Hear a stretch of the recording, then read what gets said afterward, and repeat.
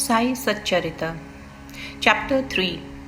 Sai Baba's Sanction and Promise, Assignment of Work to Devotees, Baba's Stories as Beacon Light, His Motherly Love, Rohila's Story, His Sweet and Nectar-like Words. Sai Baba's Sanction and Promise. As described in the previous chapter, Sai Baba gave his complete assent to the writing of the Sai Satcharita and said, "I fully agree with you regarding the writing of Satcharita. You do your duty, don't be afraid in the least. Steady your mind and have faith in my words. If my Leelas are written, the avidya will vanish, and if they are attentively and devotedly listened to, the consciousness of the worldly existence will abate, and strong waves of devotion and love will rise up. And if one dives deep into my Leelas, he would get precious jewels of knowledge." Hearing this, the author was much pleased, and he at once became fearless and confident, and thought that the work was bound to be a success. Then, turning to Sharma Madhavrao Deshpande, Sai Baba said, "If a man utters my name with love, I shall fulfill all his wishes and increase his devotion. And if he sings earnestly my life and my deeds, him I shall beset in front and back and on all sides. Those devotees who are attached to me, heart and soul, will naturally feel happiness when they hear these stories. Believe me that if anybody sings my Leelas, I will give him infinite joy and everlasting contentment. It is my special characteristic to free any person who surrenders completely to me and who worships me faithfully and who remembers me and meditates on me constantly. How can they be conscious of worldly objects and sensations who utter my name, who worship me, who think of my stories and my life, and who thus always remember me? I shall draw out my devotees from the jaws of death. If my stories are listened to, all the diseases will be got rid of. So hear my stories with respect and think and meditate on them, assimilate them. This is the way of happiness and contentment. The pride and egoism of my devotees will vanish. The mind of the hearers will be set at rest. And if he has wholehearted and complete faith, he will be the one with supreme consciousness. The simple remembrance of my name as Sai Sai will do away with sins of speech and hearing." Different works assigned to devotees. The Lord entrusts different works to different devotees. Some are given the work of building temples and mutts or ghats, flight of steps on the rivers. Some are made to sing the glories of God. Some are sent on pilgrimages.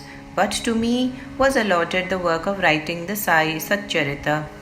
Being a jack of all trades, but master of none, I was quite unqualified for this job. Then why should I undertake such a difficult task? Who can describe the true life of Sai Baba? Sai Baba's grace alone can enable one to accomplish this difficult work. So when I took the pen in my hand, Sai Baba took away my egoism and himself wrote his stories. The credit of relating these stories, therefore, goes to him and not to me. Though Brahmin by birth, I lacked the two eyes, that is, the sight or the vision of Shruti and Smruti, and therefore was not at all capable of writing the Satcharita. But the grace of the Lord makes a dumb man talk, enables a lame man to cross a mountain. He alone knows the ways of getting things done as he likes. Neither the flute nor the harmonium knows how the sounds are produced. This is the concern of the player. The oozing of Chandrakant jewel and surging of the sea are not due to the jewel and the sea, but due to the rising of the moon. Baba's stories as beacon light.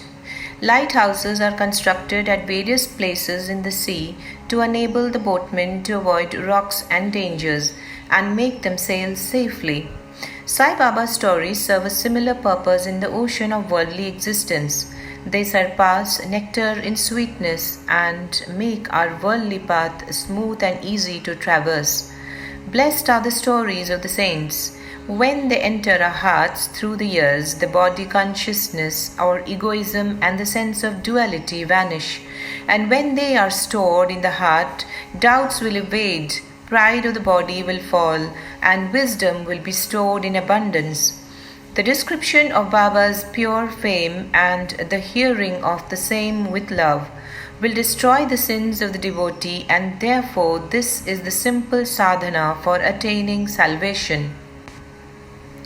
The sadhana for Krita age was Samadhamma, tranquility of mind and body; for Treta age, sacrifice; for Dwapar, worship; and for Kali, present age, it is the singing of the name and glory of the Lord.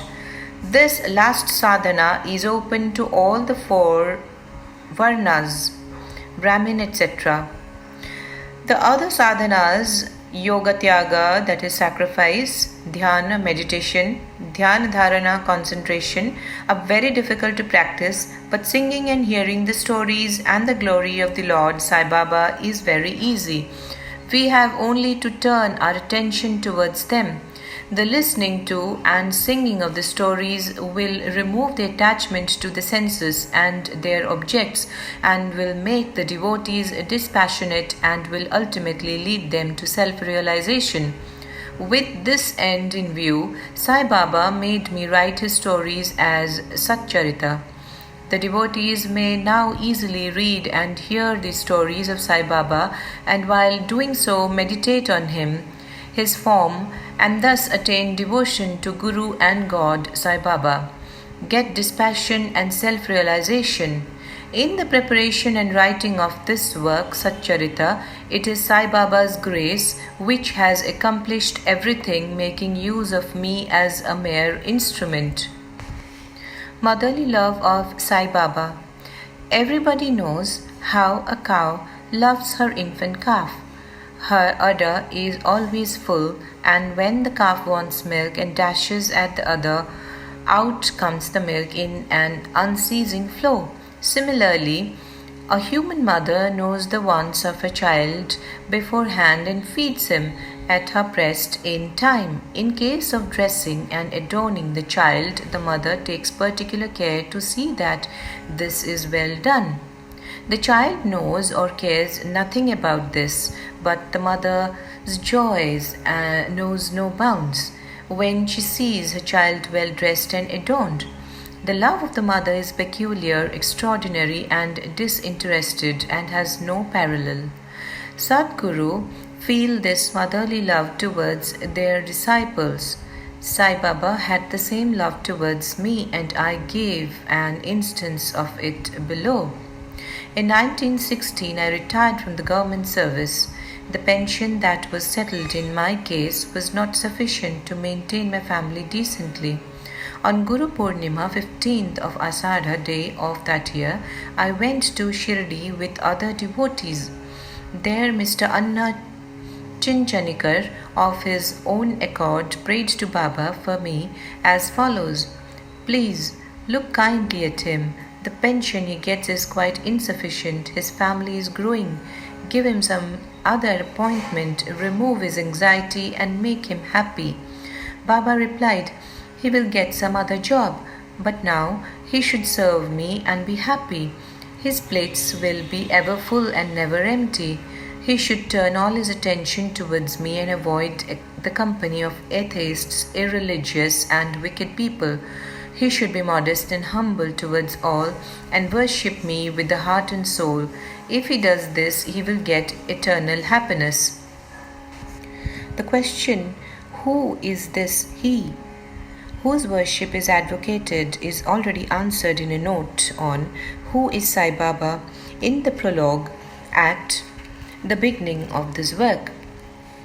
Rohila story. The story of the Rohila illustrates Sai Baba's all-embracing love. One Rohila, tall and well-built, strong as a bull, came to Shirdi wearing a long kafni and was enamored of the Sai who stayed there. Day and night he used to recite in a loud, harsh tone the kalma, the verses from the Holy Quran, and shout, Allahu Akbar, God is great.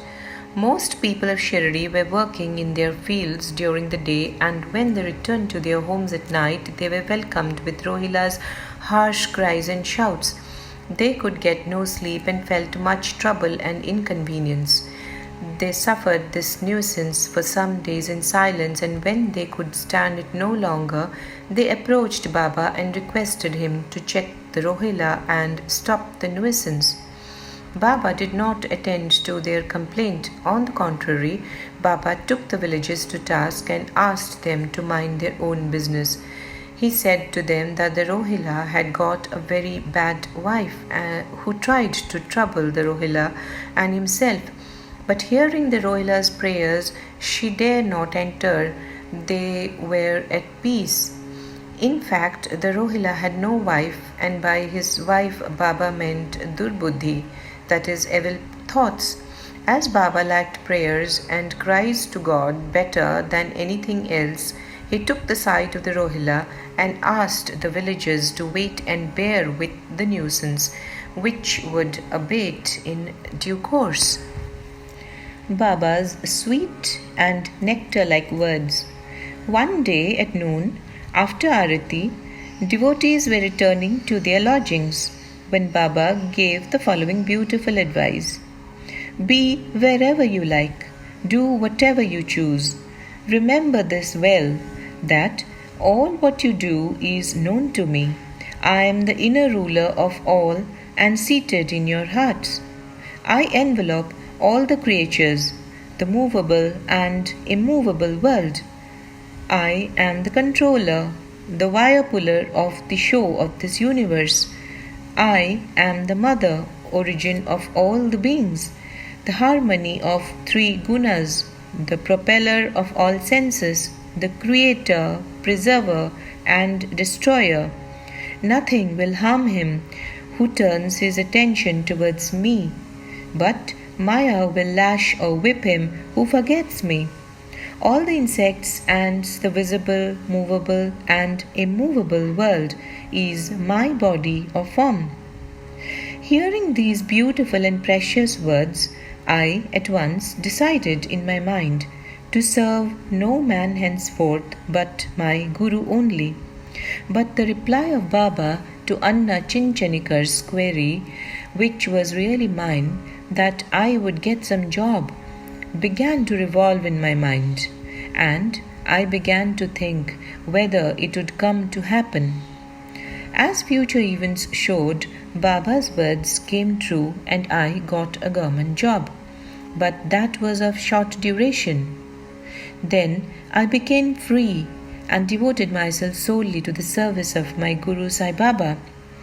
Before concluding this chapter, I request the readers to leave out the various hindrances, that is, indolence, sleep, wandering of mind, attachments to senses, etc., and turn their whole and undivided attention to these stories of Sai Baba. Let their love be natural. Let them know the secret of devotion. Let them not exhaust themselves by other sadhanas. Let them stick to this simple remedy, that is, listening to Sai Baba's stories. This will destroy their ignorance and will surely for them salvation. A miser may stay at various places, but he constantly thinks of his buried treasure. So let Sai Baba be enthroned in the hearts of all. In the next chapter, I shall speak of Sai Baba's advent in Shirdi. Bow to Sri Sai, peace be to all.